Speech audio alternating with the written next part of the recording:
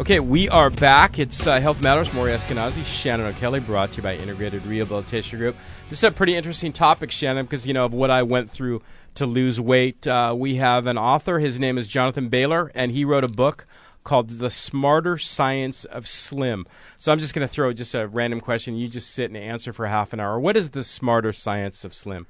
The Smarter Science of Slim is the single largest scientific analysis of long-term fat loss and health ever conducted. It's based on over 1,100 international research studies, and it's the only resource of its kind that's been endorsed by the worldwide scientific community, including the Harvard Medical School, Johns Hopkins, and UCLA. Its underlying premise is all about focusing on the quality rather than the quantity of the food we eat and the exercise we get, and it shows a scientifically proven lifestyle where we can actually eat more and exercise less, but smarter, and burn fat and boost our health in the long term. See, people are pulling over right now, and they're stopping and turning their radios up. What? Eat more and exercise less? Yeah, that's smarter. It's smarter. There's a Smarter. catch. There's Totally. always a catch. Totally. It's interesting what you said. I'm just curious. In your research, the diet industry is a multi-million-dollar industry. How many different diets are out there? Do you have a number just to throw out? Well, I don't have a number to throw out there, but it does break my heart that we have a diet industry, because a diet is by definition temporary, and I don't think anyone out there wants to lose weight temporarily or boost their health temporarily. What we're after is long-term health and fitness. Once you get to the point where it's a lifestyle change instead of a diet, that's when you find success, right? Absolutely, Yeah. and that's really what makes me passionate about this research. Is it enables us to use scientifically proven facts to take our existing eating habits and our existing exercise practices and just do them smarter for the rest of our lives. So what got you interested in this? I've always been interested in health and fitness. In fact, as early as high school, I actually became a personal trainer. So instead of cutting grass, I was actually training clients. And sadly, though, it didn't take long before, in working with clients, I began to see how ineffective traditional health and fitness techniques were in the long term. My clients would come see me, sometimes spending thousands of dollars, and they'd get great results when they saw me. But then they'd get back to their regular lives and were no longer able to starve themselves or exercise for 2 hours a day. Well, just like you see those shows where they take the morbidly obese and they have somebody live with them for a couple of months and they lose like 100 pounds, and then the person goes away and then they fall off the wagon, right? And sadly, not only do they fall off the wagon, but what scientists have shown is they're actually much worse off than they were beforehand, internally and metabolically. But why is that? From your research, what is the number one myth, I guess, you uncovered with all your research? Because you told me you did a decade of research. Yeah, the 1,100 studies in collaboration with the institutions I mentioned took over a decade. Wow. And the most common myth is just that this eat less, exercise more mantra that's been beat into us is absolutely not healthy. When we starve ourselves, we become malnourished, we dramatically slow down our metabolism, we burn a bunch of muscle tissue, and if we're lucky, we'll burn some fat. But at what cost? So that's interesting. So what you're saying is the theory that we've all been kind of educated is eating less, exercise more, is actually doing the opposite to the body's metabolism, if you will? It's absolutely counterproductive in the long term. And that's what makes it so tough is in the short term, we'll see the scale move. But what we don't see is what's happening inside our bodies. In fact, studies show that up to 70% of that weight loss is actually muscle tissue. And if you want to keep fat off your body, burning off your muscle tissue is the last thing you want to do. And metabolically, explain why that is. Down on the cellular level, fat burns. Oh, absolutely. Well, if you think about it in terms of maybe just an economic analogy, muscle takes a lot of calories to maintain. If your body does not have enough calories, it's going to say, enough of this muscle tissue, get out of here. And it's going to burn that first. It's going to save its fat in case of emergency. Believe it or not, our bodies don't like to starve. And they've evolved over hundreds of thousands, if not millions of years, to not starve. And when we try to starve them, it doesn't work out. Interesting. We're talking to Jonathan Bailor. He's the author of the book, The Smarter Science of Slim, available Amazon, probably all over the place. All over the place. Amazon's got the best price. Okay, and is it Kindle ready too? Can you it is Kindle, iPad, it's iPhone. You can do whatever you want with it. That's good to know. So In your book, you talk about sane and insane foods. So can you name some sane and insane foods? Sure. Well, and SANE is just an acronym for the 4 factors that determine the quality of a calorie: satiety, aggression, nutrition, and efficiency. Sane or high-quality calories are natural foods that are high in water, fiber, and protein. So non-starchy vegetables, lean sources of protein, chicken, grass-fed organic beef, seafood, nuts, berries, citrus fruits, things like that. So sugar is okay then, or no? No, sugar is very insane. So insane. I'm talking natural about sugar, though. I guess I meant fruit as far as the sugar Well, goes. you'll notice I actually didn't say fruit. Right. I said berries and citrus fruit, which actually have relatively low sugar when compared to the nutrition they provide. Right. So what kind of fruit would you recommend? You say berries and citrus, but what about bananas and apples? There's and sugar in those, right? Yes, well, sadly, especially like apples, the percent of fructose, especially in our modern apple crop, has gone up dramatically over time. And we've all heard about high fructose corn syrup. Fructose is not super. It doesn't work out super well when we take a lot of it in. So You're a real friend of corn syrup, then, aren't you? I am not a fan of corn syrup. So in that case, then that's the Smarter Science of Slim. How does that compare to the traditional diets like Atkins, Weight Watchers?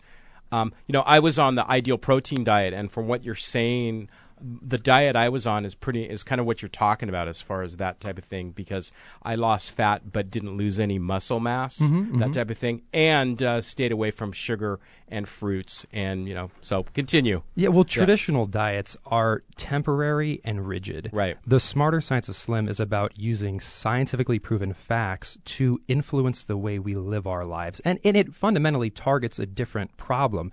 It's after long-term fat loss and maximal wellness, which if you want to lose 10 pounds in 2 weeks, it's not going to be a good choice for you. I mean, that's not its goal. Its goal is to fundamentally change the way your body works to make you healthy and fit for the long term.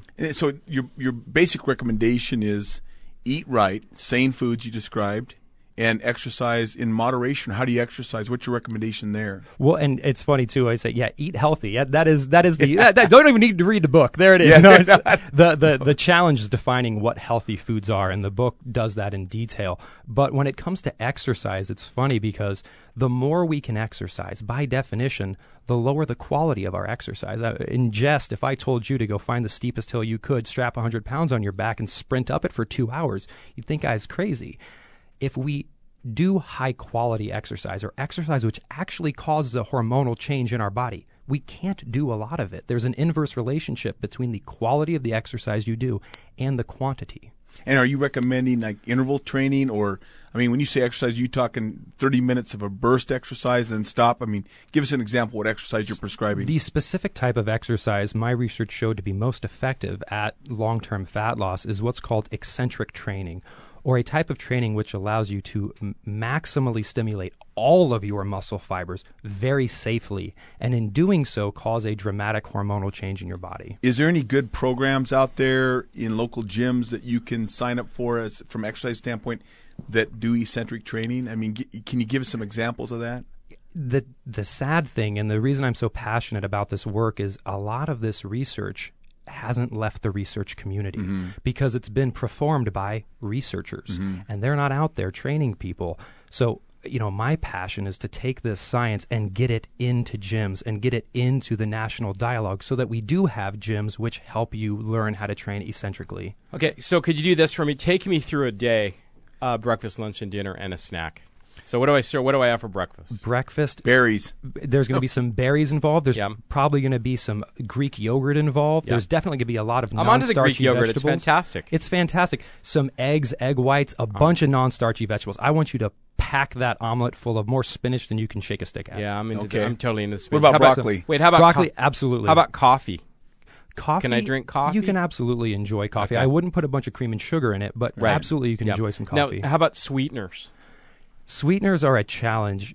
If someone's goal is perfection, which no one's goal is perfection, no sweeteners of any kind. Right. However, if you're not trying to be perfect, natural non-caloric sweeteners such as stevia or truvia are going to be dramatically Dude, better. he's speaking my language. Dramatically I'm with better. You. It totally works too. I'm telling you. What do you call I them? did the exact same thing. Stevia or Splenda. Yes, the yellow stuff. Splenda is a artificial non-caloric sweetener. Yeah. Stevia or truvia is a natural non-caloric sweetener. Okay. So let's move on to lunch. Lunch is going to be let's do maybe a stir fry of again focusing on the non-starchy vegetables and a lot of them and a lot of lean protein, and don't put it over rice because I want you to eat so much of that main course you're too full for anything else. What if I'm like at work and I can't? Yeah, do the hang on. I stir-fry? was going to say I'm packing a lunch and I can't. Packing a lunch? Yeah. Do you have a refrigerator? Yeah, at work, yes. Absolutely. So maybe some salmon patties or some turkey burgers and a bunch of non-starchy vegetables, maybe some berries and some nuts that you can enjoy to give you that fat that keeps you satisfied. What for a kind of long nuts period can of you time. have that aren't high caloric? Almonds? Well, that's an interesting point. Okay. High caloric isn't necessarily Okay, how bad. about forget that question then. Your Honor, I'm going to retract But that is question. with the nuts, is it the fat that you want to watch out for? Oh, in the no. nuts? With nuts, I don't want you to watch out for anything. Yeah. I mean, certainly you shouldn't eat a can of peanut butter every day, but fat is fantastic for Okay. you. So this is a whole different way of thinking too, is what you're saying. It absolutely is. But if you think about it, it's actually pretty intuitive. The foods I mentioned are the foods we naturally find on the earth. That's what I was just going to say. What's the difference? I mean, how do you rate the caveman diet? I've heard about the caveman diet. The paleo diet is a more restrictive version of the smarter science of slim. Okay. The paleo diet sort of thinks unless it existed a million years ago, it's bad for you, and that's not true. Non-fat Greek yogurt didn't exist a million years ago. Right. You know. But it's very similar. It's focused on protein and natural fats and vegetables. That's fantastic. I guess I can't go try the new nacho taco, Dorito taco at Taco Bell that I've been craving, but I've been staying away. But you know what's interesting? I mean, you make some valid points and some real interesting points based on science. But how does one out there that's on fixed income afford to shop at the health stores? I mean, that's a real challenge, isn't it? It absolutely is. And the good news, though, is you don't have to shop at health stores. Bulk resalers are actually the best place to get sane foods because you can buy non-starchy vegetables, good high-quality sources of protein, and natural fats in bulk for actually much cheaper than you can at most convenience stores. Like Costco type. Costco, Sam's Club. You can do some phenomenal stuff at those places. I'm totally into Brussels sprouts now that I've never even had in my entire life. Oh, wow. They're fantastic. Yeah, that's so let's move on to dinner then. So dinner is going to be... Now, let me interrupt you, but no bread, right? Is there no carbs in any way? Well, it's definitely not about no carbs because non-starchy vegetables are a carb. Fruits, berries, and citrus fruits are carbs. Okay. It's about eating so much good stuff, we're too full for starches and sweets. Always get too full for dessert. It's really that simple. Yeah. You know, eat so much of the main course, you don't want the roll. Mm-hmm. I mean, we've all done that, and if you just keep doing it, you're going to burn fat and boost your health without even really trying. Right. At dinner, what is a good main course? Dinner, again, any source of lean protein. So any fish, really any type of meat, followed by a bunch of non-starchy vegetables. And dessert can actually be kind of fun. Take some non-fat Greek yogurt, add a little bit of non-caloric sweetener, maybe some natural peanut butter, and you can get a little peanut butter pie type thing, which is pretty darn good. I do that. It's fantastic. And you lost how much weight? Yeah, it just 83 pounds. There you go. Yeah. Yeah. Homemade, kind of a homemade mud it's pie. Crazy, and absolutely. It's a whole different way of living, and it's not a diet. It's a whole different way of life. It's a different mindset. And you know, here's the deal with diets. It seems like we're very results oriented. And you're talking about a slow progression of weight loss. I mean, how many pounds are healthy to lose per week, if in your opinion? Well, the challenge with even using weight as a barometer is, you know, we can dehydrate ourselves and lose a lot of weight really quickly. I mean, if you want to lose weight quickly, go ask a boxer or a wrestler. Right. Yeah. They'll shed 15 pounds in 24 hours. Yeah. That's not healthy. What we want to do is we want our clothes to fit better. We want to feel better about ourselves when we look in the mirror. We want to have more energy. And if you want that, just use your jeans as your barometer. Just take some measurements with a measuring tape. Use that as a barometer. Throw your scale out the window. It's a horribly inaccurate measure of health and fitness. It's totally true. But I mean, if you were going to, I mean, I'm not trying to back you in a corner here. Oh, absolutely. But, I mean, would you recommend a slow progression then with your diet versus? Well, I will kindly say that's not a diet. Okay, no, there you so go. I would recommend that with this lifestyle and this science, that a gradual progression into it is a better approach. If you want to run a marathon, you don't go outside and run 26 miles on the first day. You work your way into it. It's the same thing with the science.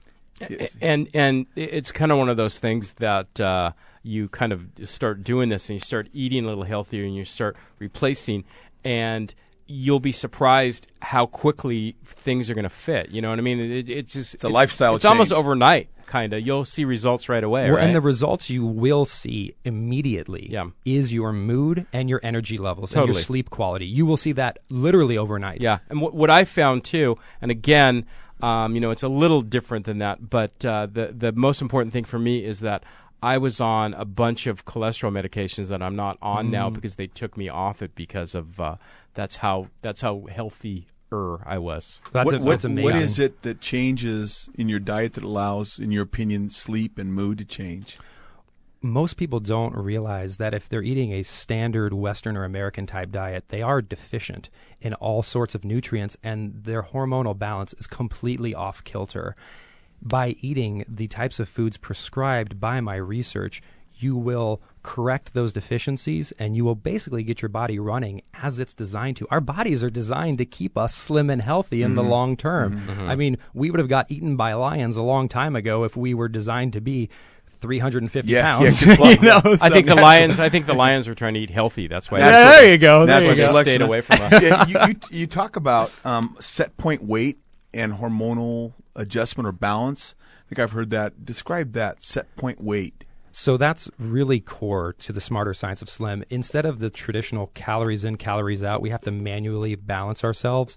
What scientists have proven is that much like our heart automatically regulates itself and our breathing automatically regulates itself, so does our body composition as long as our metabolism is working properly. And by keeping our hormones healthy, we can actually lower this set point and enable our bodies to burn fat almost automatically in the long term. Interesting. Good stuff. More information. Do you have a website or? SmarterScienceOfSlim.com. There's all sorts of free stuff and a community that can help you every day. And go to Amazon or go to any bookstore for more.